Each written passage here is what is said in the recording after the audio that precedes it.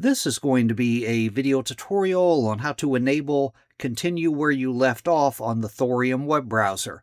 I will be using a desktop PC for this. Let me jump over to Thorium here.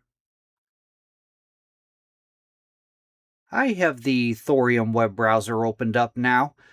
Continue where you left off, what that does is if you have several tabs opened up and you close your browser, when you reopen your browser, those same tabs will always reopen. The way to enable that, first thing you want to do is open up Settings. I'm going to go off to the upper right-hand corner, up to the 3-bar Hamburger menu. I'm going to click on that. Then I'm going to go down to where it says Settings, and I'm going to click on Settings. Now on the Settings page, the pane off to the left-hand side, you want to go down to where it says On Startup. Click on Startup. And then on the center pane here, On Startup. It gives you 3 options. The first one is Open the New Tab page. The second one is Continue where you left off.